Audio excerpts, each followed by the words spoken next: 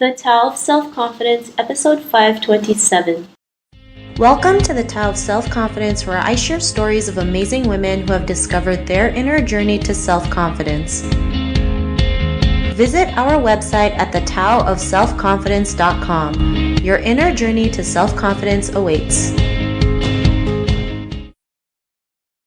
Well, hello, friend. Welcome to the Tao of Self-Confidence, where I share stories of amazing women who have discovered their inner journey to self-confidence. I'm your host today, Sheena Yap Chan, and today I have an amazing lady on the show today. She is a freelance graphic designer turned creative entrepreneur, and I'm really excited to have her on today to share her story with us on self-confidence. So without further ado, I'm going to introduce you to Kat Gaskin. Kat, how are you today? Maybe you can fill in a little bit more about yourself to our listeners. I'm great. Thanks so much, Sheena, for having me, first of all. And I'm honored to speak to your podcast listeners and share a little bit about my story. So I have a personal brand. It's called Salty Pineapple. So similar to how Beyonce has her Sasha Fierce, like Salty Pineapple it's almost my moniker and my alias. And it's where I get to be creative and truly have fun and play and really tap into my own personal creative voice. So a little story on me. I used to work full-time. I'm based out of Toronto, Canada. So I worked downtown for about 3 years as a communications associate. And then I had an aha moment one day when I was sitting at my desk and I started calculating how many hours I could work freelance to make the same amount of money I was currently making at the time, which was somewhere around like a 40K salary. And I had full-time benefits and 15 days of vacation.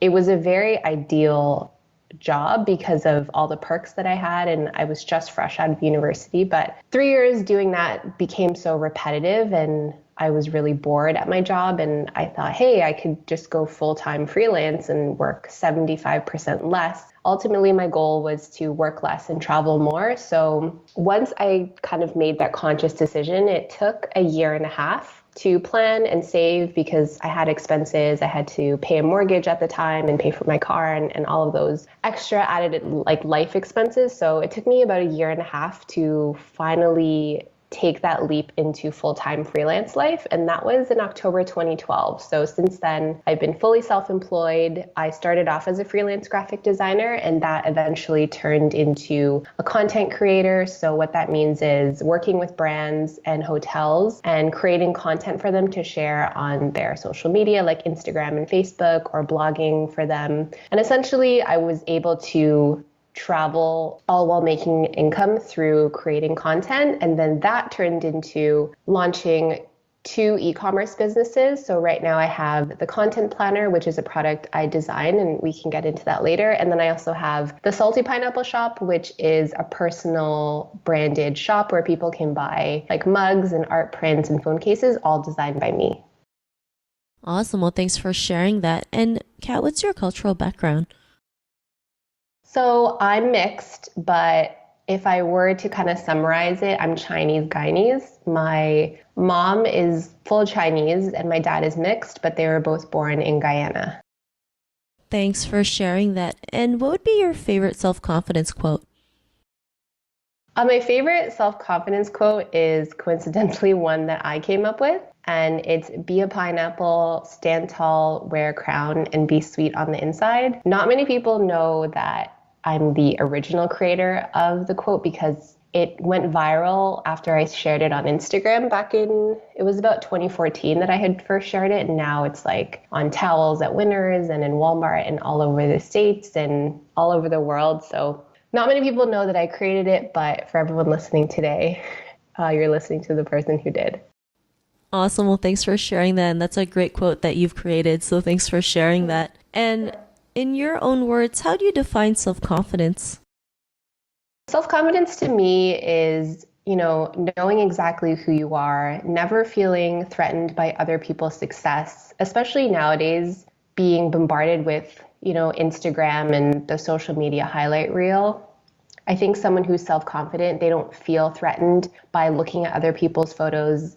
And quite the opposite, they feel empowered and inspired by other people's success and they feel motivated by that. Someone who's self-confident is also not afraid to be vocal about their needs, and they're unapologetic. They're not afraid to take responsibility for their failures. They pursue their own happiness, and essentially they just have complete self-awareness. So someone who is self-confident to me would be someone who's not afraid to say, you know what, that makes me upset, and this is why, and this is how I'm going to react, and not necessarily question themselves about whether they're hurting someone else's feelings or whether they're taking it personally. Both in life and in business, I think it is so important to have that self-awareness.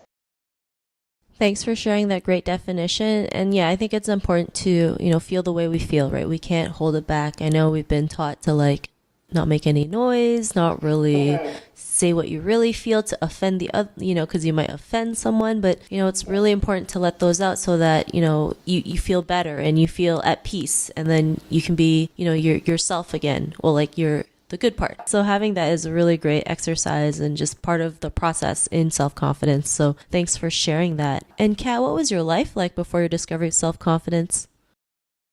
I mean, it wasn't like an overnight, oh, now I'm self-confident, my life has completely changed. It's definitely been a journey, constant, self-reflection and self-discovery. And there's been a lot of ups and downs, both personally and in your career. I mean, when you work for yourself, you question yourself all the time, and you're your own biggest critic. And I'm still working on that, but I do find after 5 years of doing this, you build a thick skin, which is nice. And each failure and each mistake is an opportunity to learn. So prior to kind of discovering that self-confidence within myself, it was really hard to, approach brands to work with or ask for what I was worth when it came to doing freelance graphic design projects. And then when I first quit my job also, that's when Instagram started becoming popular. So every day I saw this highlight reel of people's lives, and it looked so beautiful and curated and colorful and adventurous, and they were staying at all the nicest hotels and wearing all the nicest clothes. So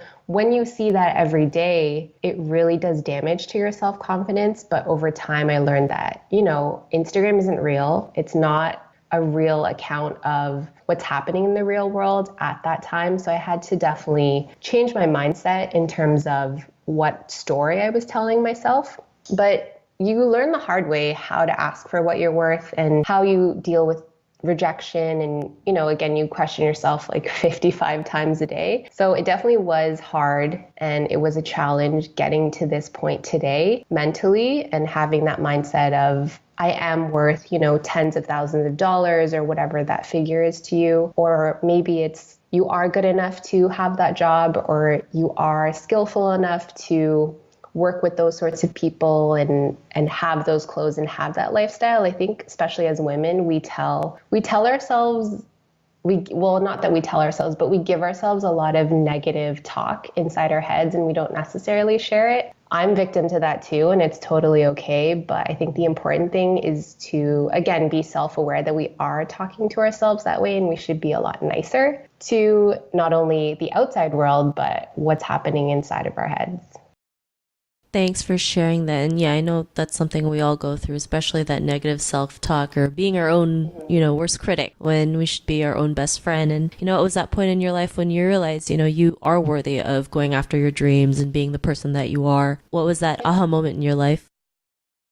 Yeah, so I mentioned it a little bit prior to, but it was when I was at my full-time desk job. It was at university in Dundas. I was working for the College of Physiotherapists. It was completely not in my line of work now. I mean, now I travel and I'm so obsessed with the beach that it's so much a part of my creativity. But back then I was designing newsletters and email marketing for physiotherapists, which is a complete 180 from what I'm doing now. And I was sitting at my desk and I was really bored. So I decided to calculate how many hours I could work freelance in order to make the same amount of money. The result was 75% less work hours. So I naively convinced myself that it would be a great idea to quit my full-time job to go freelance, and then I would have way more work hours, which isn't the case. I mean, if anyone's listening and they work for themselves, you know that it's a 24 hours a day, 7 days a week job. But because you love it so much, it doesn't feel like work. And that's something that people don't tell you. It's like, yeah, you're working freelance and you have independence from your location. You don't necessarily work at a desk every day, but you are working nonstop, whether it's in your head or on your phone or in front of your laptop. That's the sacrifice you make, but it was the best decision I ever made. And now I'm always trying to encourage people who are a little bit afraid to just take the leap and try it and see what happens, because everyone's great at something and they all deserve to live out their purpose.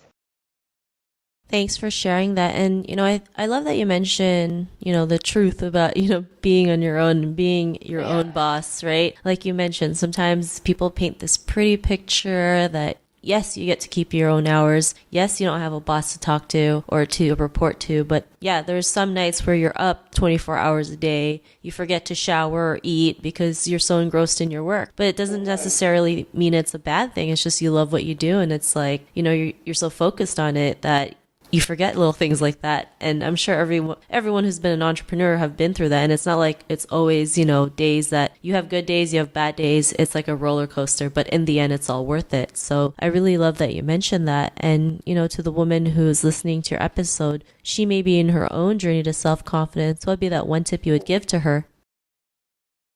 My number one tip for any women who is listening to this right now and they're on their own journey, my tip and advice for you would be to take your time. I think when I first started out, I was so eager for success and I wanted it and I was so hungry and willing to hustle. But at the end of the day, like, you're going to tire yourself out, you're going to burn out. And also mentally, you're going to exhaust yourself if you're always wanting something to happen at a specific time. It's so important to remember to take your time, go easy on yourself, practice a lot of patience, and also to prioritize quiet time alone. I'm sure, as women, we're so nurturing and we want to help people all the time and be there for everyone, but it's also important to prioritize self-care and be okay with acting selfish and also just spending less time on social media. That would be another huge piece of advice is, share your content and build your brand if that's what you're into or if you leverage Instagram. But once you put that out there, just try not to scroll through your feed or look at the explore feed or interact on Instagram a lot, because it honestly does more damage than good. Thanks for sharing those great tips. And I love how you mentioned to just, take it easy. It's so important, especially when it comes to confidence and building it and learning to love ourselves and learning to take care of ourselves. We get so hard when we do something and it doesn't work out, but we just have to realize it's okay. The world will move on, we'll move on, and everything will still be good. So thanks for sharing that. And if our listeners wanted to get to know a little bit more about you and what you do, check out some of your work, is there any links or social media profiles we can connect with? Yeah, absolutely. So my personal account is at Kat Gaskin. So that's on Instagram. And then you can follow my two businesses. The first one is the Content Planner. It's the first and only physical planner for your blog and social media content. And the Instagram account for that is at the Content Planner. The website is thecontentplanner.com. And then my personal Salty Pineapple Shop is at the Salty Pineapple Shop, and the website is shop.saltypineapple.ca. But both of those links are on my personal Instagram account, so you can follow me there. Awesome. Well, thanks for sharing that. And to our listeners, if you want to connect with Kat, you can also head on over to the taoofselfconfidence.com and search for Kat's name. Her show notes will pop up along with everything else that we talked about. And I really just want to thank Kat today for taking the time to share her story and tips with us on self-confidence. So thank you so much, Kat. Thanks, Sheena. You're so welcome, and I appreciate you having me. Not a problem. It was great having you on the show. And to our listeners, be on the lookout for another new episode of another amazing woman's journey to self-confidence. And we'll talk to you soon. Bye for now. Thank you for tuning in to another amazing episode of The Tao of Self-Confidence. Visit our website at thetaoofselfconfidence.com to check out cool resources, blog articles, show recaps, and so much more. Your inner journey to self-confidence awaits.